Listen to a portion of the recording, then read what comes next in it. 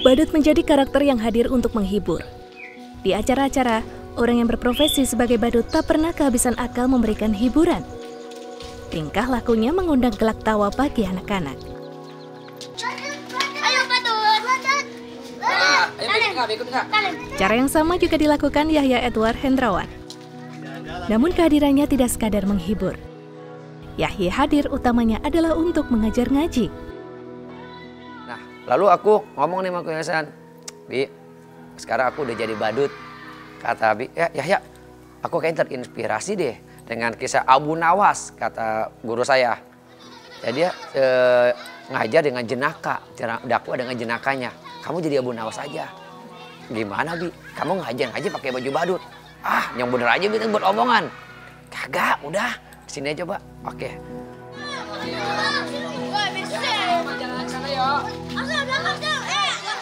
Meski tampil lengkap dengan kostum badut, namun apa yang dilakukan Yahya tidak mendapatkan bayaran sepeser pun. Ia mengajar secara ikhlas tanpa meminta imbalan, hanya mengharapkan doa dan ridho dari anak-anak yang diajarkan. Perjalanan Yahya menjadi seorang badut tidak berjalan mulus. Sebab Yahya sempat mendapat sindiran dari orang tuanya. Dia pikir badut itu pengamen. Bikin malu gue aja lotong jadi badut. Gue udah sekolahin tinggi-tinggi. Kalau sebenarnya dia pikir tinggi, ya kan. Gue udah sekolahin tinggi-tinggi, udah ujung-ujung lu jadi badut. Bukannya kerja lu. Emang cukup buat anak bini lu? Kata orang tua saya. Insya Allah Mbak, saya mohon doanya aja. Mudah-mudahan keluarga saya terpenuhi dengan profesi saya sebagai badut.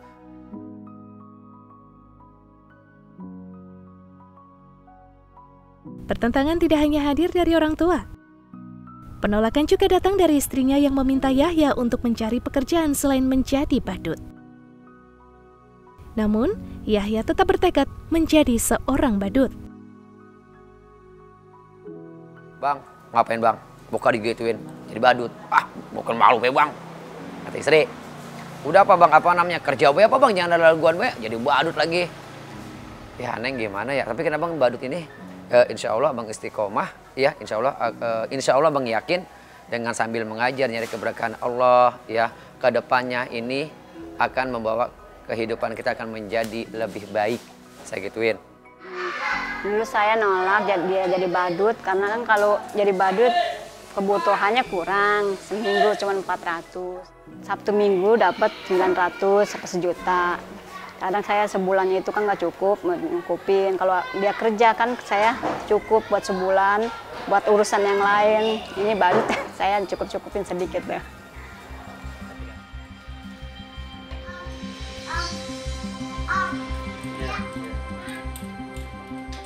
Saat itu Yahya hanya bisa meyakinkan orang-orang terdekatnya bahwa profesi badut yang dijalaninya tidaklah salah.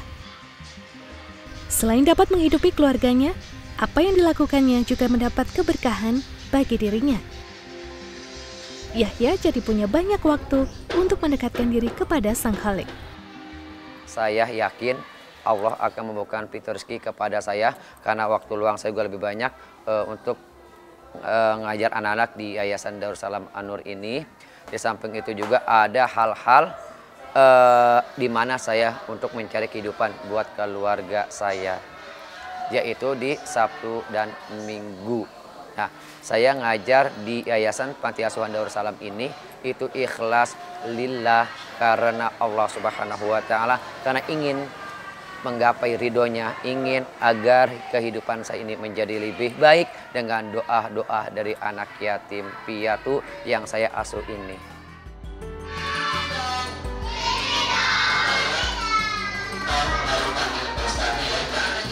Apa yang dilakoni Yahya tidak hanya untuk mengajar anak-anak mengaji.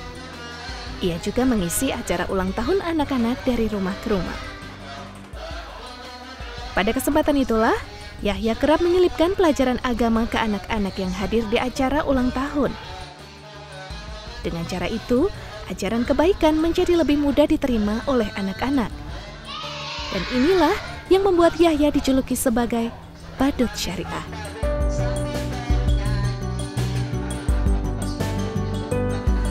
Saya terinspirasi dengan teman saya di Tasikmalaya, dia mengadakan gerakan gemar membaca.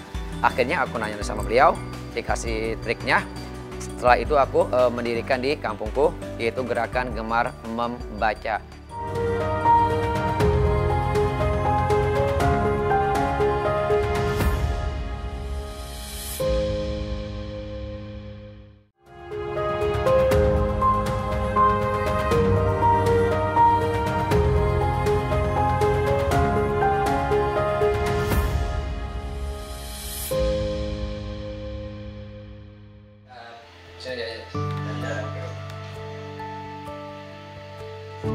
Menjalankan profesi sebagai badut tidak jarang, Yahya ditemani sang anak dalam mengisi sejumlah acara. Anak kedua Yahya yang bernama Mirza sering ikut ayahnya menjadi seorang badut cilik atau yang biasa disebut bacil. Apa yang dilakukan Mirza merupakan kemauannya sendiri, terinspirasi dari ayahnya. Hal ini tidak mendapat pertentangan dari ibunya yang sempat menolak suaminya menjadi badut. Tadinya saya larang anak saya yang kecil, abisnya kan anak kecil dilarang susah. Asal ayahnya make up di rumah dan ngikutin, dia susah, dan nggak kayak anak lain kan nggak mau. Just abangnya aja kan nggak mau jadi badut, ini adanya malah dia mau jadi badut. Terus saya ya abisnya gimana, ngelarangnya susah kan kalau anak kecil. Ya. Jujur, kita orang tua nggak mau ya. Kita jadi badut, anak masa iya jadi badut. Nyaman pengen anak itu lebih pintar. Kalau bisa ayahnya jadi badut, anaknya jadi menteri, atau anaknya jadi camat, atau anaknya jadi gubernur. Nggak ada keinginan saya anak saya itu untuk menjadi mengikuti jejak ayahnya. Tapi keinginan anak saya, dia pengen pas selalu saya make up kan saya depan dia, kadang liatin saya.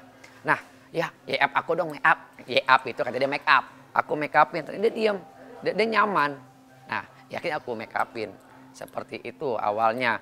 Tapi intinya saya tidak mau ya.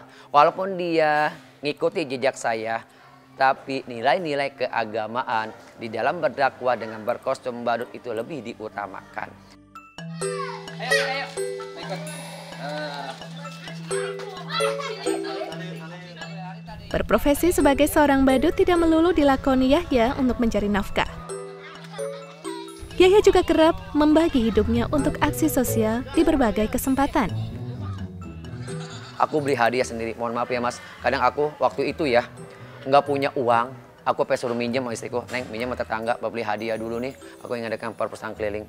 Waktu itu aku nggak punya uang, badut lagi sepi, ya kan, sepi banget seminggu itu nggak ada ini. Tapi aku ingin niat sosialku tinggi, Neng minjem lagi 20.000 sama tetangga buat beli hadiah buat anak-anak.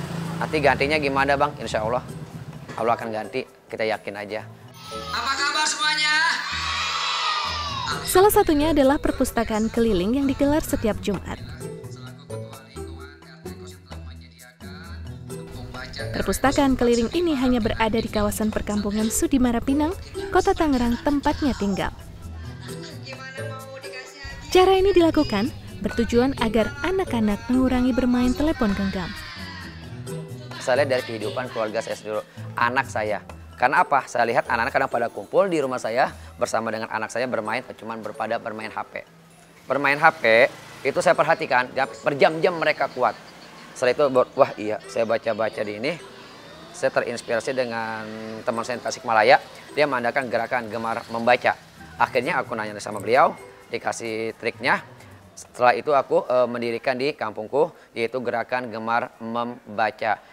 Ya, jadi bacil, kapok. Dalam menjalankan aksi sosialnya, Yahya menggunakan kostum dan riasan badut yang jenaka. Yahya juga memberikan hadiah kepada anak-anak yang mau ikut perpustakaan keliling. Dalam menjalankan perpustakaan keliling, Yahya tidak sendiri. Ia berkolaborasi dengan pemuda Karang Taruna sebagai cara untuk mencerdaskan anak-anak yang berada di wilayah Sudimara Pinang. Kami kolaborasi dengan Om Badut untuk bagaimana gerakan literasi dari Kampung Baca ini berjalan. Nah, dengan adanya Om Badut sebagai ikon, kami kira itu sangat cocok sekali dengan pendekatan ke anak-anak. Jadi Kampung Baca ini sudah kita laksanakan hampir 7 bulan ya, 7 bulan berjalan nih. Hasilnya memang nanti kita akan ada kampung kita buat sendiri di RW 04. Itu tepatnya nanti akan dibangun sebuah tempat untuk kampung baca difokuskan di RW 04.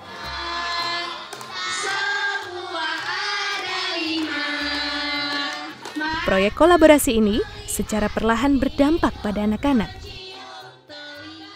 Seperti Karin dan Igar, kegiatan mereka di perpustakaan keliling berdampak pada berkurangnya durasi bermain game di gawai. Senang banget karena bisa mendapatkan ilmu, jadi saya jarang main HP. Kalau nggak main HP, mata saya jadi nggak rusak, saya jadi sering belajar, saya jadi pintar, saya ranking 1 di kelas. Senang saya mengikuti acara ini, soalnya acara ini dapat menambah ilmu anak-anak di masyarakat ini. Dan saya tidak jarang memainkan HP dan sering membaca buku. Ada juga anak-anak tuh senang karena banyak buat Om yang Yahya Badut. Anak-anak tuh yang sering main HP. Terus setelah mengikuti acara ini, banyak yang jarang main HP. Serupa Yahya yang menghibur sekaligus mendidik anak-anak dengan menjadi badut, Reza Zulmi juga punya cara sendiri di rumah anak bumi yang didirikan seniman Ridwan Manatik. Reza mengajarkan anak-anak melukis. Kasihkan melukis membuat perhatian anak-anak pada gawai mampu teralihkan. Inspirasi itu kadang dari Om sendiri, kadang dari luar, kadang dari sekitaran kadang.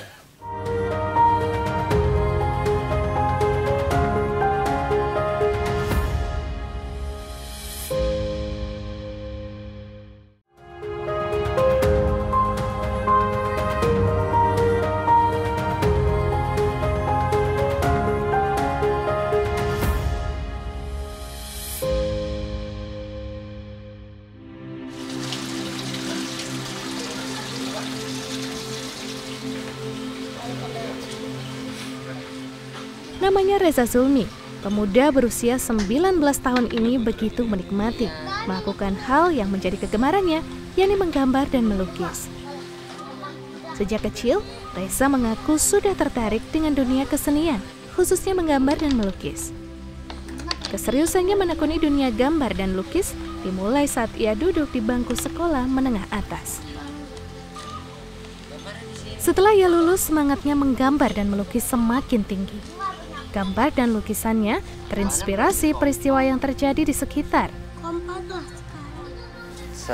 Inspirasi itu kadang dari Om sendiri, kadang dari luar, kadang dari sekitaran, kadang yang kayak apa sih yang di sekitar itu ada, terus apa sih yang lagi dibicarain, kadang suka kayak gitu sih. Keahlian Reza di bidang seni gambar dan lukis nyatanya tidak hanya untuk dirinya sendiri. Ia membagi ilmu dengan anak-anak yang biasa bermain di tempatnya menggambar dan melukis. Kadang anak-anak tuh suka main ke sini sendiri tuh, kadang suka banyak orang yang mau main ke sini. Ya udah, kalau misalkan anak kecil itu ada, kadang Raja suka ngasih tahu, ayo gambar lah, ayo gambar, siapa yang suka gambar, ayo gambar, kasih kertasnya, kasih pensilnya, pewarnanya juga pensil warna. Bukan hal mudah menarik minat anak-anak agar mau menggambar dan mewarnai. Terlebih di era sekarang, anak-anak seusia mereka lebih banyak menghabiskan waktu bermain gawai. Namun, Reza merasa begitu senang karena setidaknya anak-anak tertarik mengekspresikan apa yang disukainya lewat menggambar. Biar kelihatan semua orang. Tidur. Tergantung anak sih soalnya. Ada yang susah, ada yang gampang, ada yang nurut, ada yang enggak sih gitu. Fleksibel lah banyak. Tapi kebanyakan bebasin nanti gambarnya. Bebasin biar dia tertarik sendiri. Kadang apa yang dia suka ya gambar yang dia suka gitu. Marvin Simanjuntak adalah salah satu anak yang sering datang untuk ikut belajar menggambar dan mewarnai. Ia begitu menyukai menggambar objek alat transportasi seperti mobil, bus, atau truk.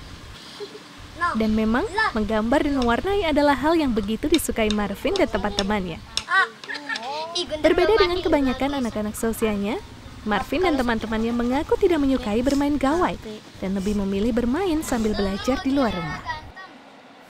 Suka ikut belajar sih. Belajar. Nggak suka main HP atau mungkin main game berarti Marvin? Enggak, HP-nya di rumah. Di rumah. Tapi lebih senang main di sini ya? Iya. Oke. Kenapa Marvin lebih senang main di sini ketimbang main di rumah, main HP? Banyak orang. Bagi Reza, Marvin dan teman-temannya, menggambar menjadi sarana mengekspresikan isi hati dan pikiran. Semangat mereka ketika menggambar dan melukis semakin besar karena dilakukan di tempat yang mendukung. Tempat yang tenang, sejuk dan asri membuat kegiatan menggambar dan melukis menjadi semakin menyenangkan. Reza, Marvin, serta teman-temannya mendapatkan hal tersebut di dalam rumah anak bumi.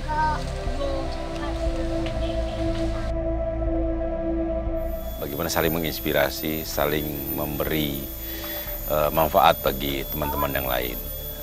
Itu dasar pemikiran komunitas atau rumah anak bumi ini.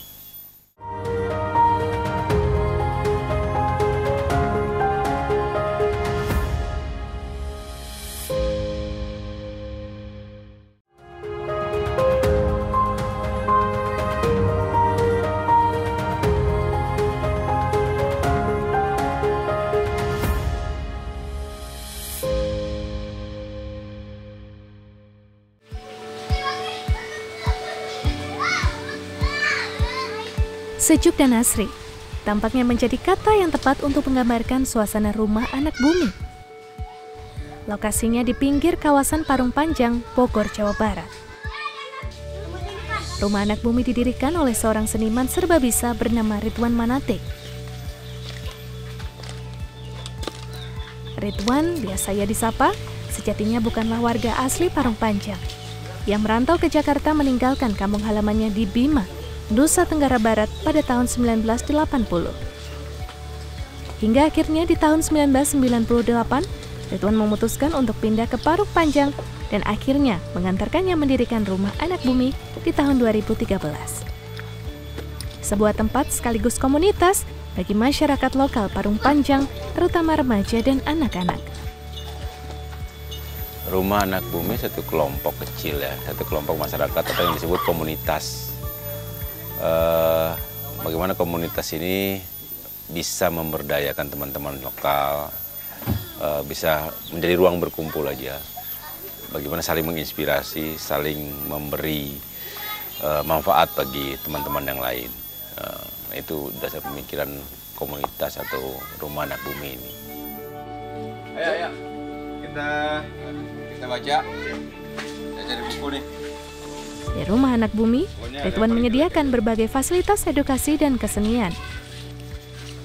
Ridwan mendirikan perpustakaan jongkok untuk menarik minat baca, utamanya bagi anak-anak dan para pemuda-pemudi lokal Parung Panjang.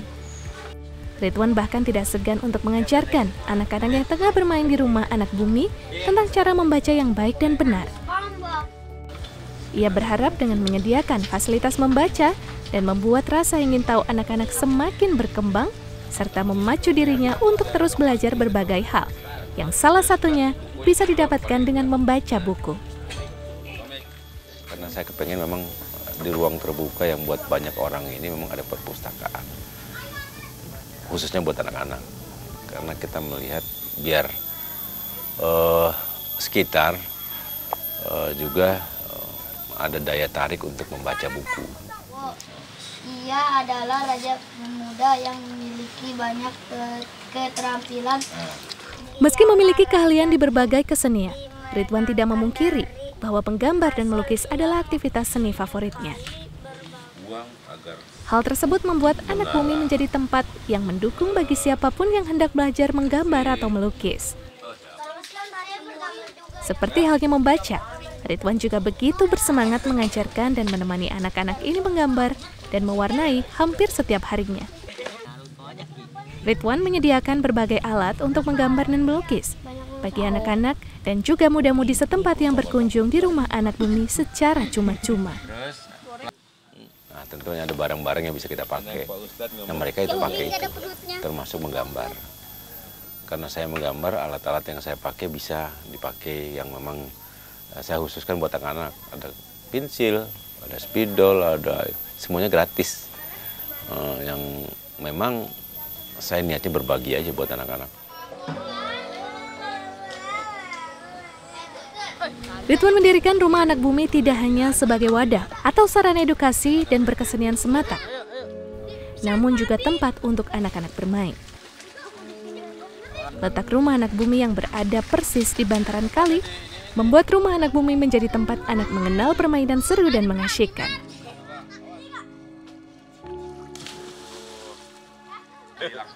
Ridwan menata bantaran kali di sekitar Rumah Anak Bumi dan membuat fasilitas bagi anak-anak untuk bermain dan berenang di kali. Kali ini terjamin aman untuk anak-anak bermain karena Ridwan bersama masyarakat sekitar telah membersihkan dasar kali dari benda-benda yang berpotensi membahayakan.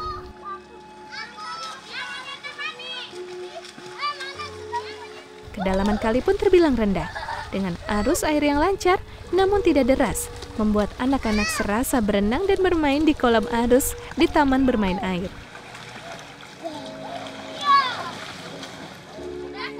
Hampir setiap hari ada banyak anak-anak yang datang untuk bermain di sini.